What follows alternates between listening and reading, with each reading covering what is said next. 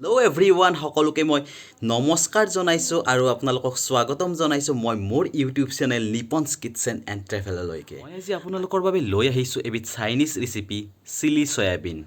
আহকচোন মোৰ কিটচেনত কেনেকৈ চিলি সয়াবিন বনাই সেইটোকে চাওঁ। বহুতে আকৌ সয়াবিনখিনি ঠাণ্ডা পানীটো তিয়াই লয়। ঠাণ্ডা পানীত তিয়ালে কি হয় মানে সয়াবিনখিনি ইমান স্মুথ নহয়, মানে অকণমান টাইট টাইপৰ হৈ থাকে, কিন্তু গৰম পানীত যেতিয়া আপুনি অকণমান বইল কৰি দিব তেতিয়া সয়াবিনটো খুব সুন্দৰ স্মুথ হয় আৰু ঢিলা হয় স্মুথ সয়াবিন। সিজোৱাৰ পিছত এতিয়া আপোনালোকে দেখিছে সয়াবিনখিনি ধুনীয়াকৈ ফুলি গৈছে।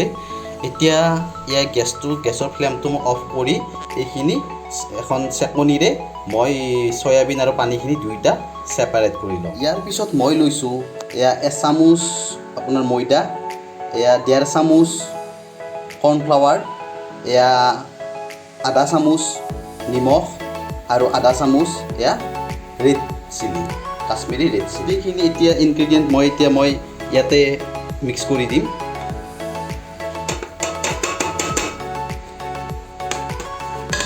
এতিয়া এইখিনি গোটেইখিনি সয়াবিনৰ লগত মই ধুনীয়াকৈ এটা মিক্স আপ বনাম। এনেদৰে গোটেইখিনি মিক্স কৰি লোৱাৰ পিছত দেখিছে আপোনাৰ কালাৰটো কি ধুনীয়া এটা আহিছে। এতিয়া মই পেনটো বহাই দিছোঁ আৰু এতিয়া ইয়াত মই অকণমান তেল দি পেলাই মই বস্তুখিনি দিম। ইয়াতে মই প্ৰায় আপোনাৰ 3 চামুচতকৈ অকণমান বেছি মই তেল দিছোঁ আৰু এতিয়া মই সয়াবিনখিনি ইয়াতে বহাই দিম। গোটেইখিনি সয়াবিন এনেদৰে পেনটোত বহাই দিয়াৰ পিছত অকণমান দেৰি ইয়াতে অকণমান মিক্স কৰি ইয়াক নমাই দিলে হ'ল। আৰু এনেদৰে সয়াবিনখিনি এটা গল্ডেন ব্ৰাউন প্ৰায় গুলপীয়া টাইপৰ হোৱাৰ পিছত মই এইখিনি এটা বেলেগ পাত্ৰত মই ৰাখি থ'ম। এতিয়া আমি নেক্সট প্ৰচেছলৈ আগবাঢ়িম। নেক্সট প্ৰচেছৰ বাবে মই লৈছোঁ এটা আপোনাৰ পিঁয়াজ, এটা কেপচিকাম, আপোনাৰ 8-10 টুকুৰ আপোনাৰ নহৰু আৰু সৰু সৰু 2 টুকুৰ আদা আৰু নহৰুখিনি মই এতিয়া পেষ্ট কৰি ল'ম, পিচি ল'ম।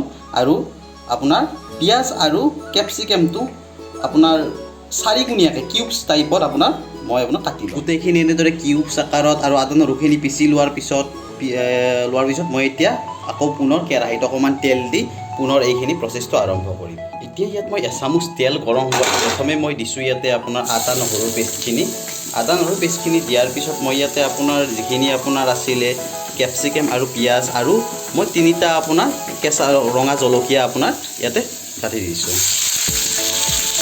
গোটেইখিনি আপোনাৰ দিয়াৰ পিছত এতিয়া গোটেইখিনি আপোনাৰ 2 মিনিটৰ কাৰণে অকণমান এইখিনি মিক্স হ'বলৈ দিয়ক। গোটেইখিনি আদা নহৰুখিনি যাতে আদা নহৰু যিটো কেঁচা যিটো ভাতটো এইটো যাতে গুচি যায় গোটেইখিনি। এতিয়া ইয়াত মই সৰু বিলাহী এটা মই ইয়াতে দি দিছোঁ, অকণমান সৰু বিলাহী এটা দি দিছোঁ। লগতে মই ইয়াতে দিম এতিয়া আপোনাৰ টমাটো চচ, আপোনাৰ যি বিলাহীৰ চচ মই ইয়াতে দি দিম। চচ কিছু পৰিমাণে ইয়াতে চচ লাগিব, চচ মই দি দিছোঁ ইয়াতে। লগতে মই দিম ইয়াতে আপোনাৰ চয়া চচো মই কিছু পৰিমাণে ইয়াতে চয়া চচ ব্যৱহাৰ কৰিম। হাফ টেবুল স্পুন আপোনাৰ চয়া চচ দিছোঁ আৰু লগতে আপোনাৰ দিছোঁ কি হাফ টেবুল স্পুন আপোনাৰ ভিনেগাৰ। এই গোটেইখিনি আপোনাৰ চচ এতিয়া মই মিক্স কৰি লৈছোঁ আৰু অকণমান দেৰি পিছত মই এইটো এতিয়া আপোনাৰ সয়াবিনখিনি মই ইয়াতে দিম। অকণমান টাইম ইয়াতে মই মিক্স কৰি লৈছোঁ, টছ কৰি লৈছোঁ গোটেইখিনি বস্তু। এতিয়া মই ইয়াতে সয়াবিনখিনি এড কৰি দিছোঁ।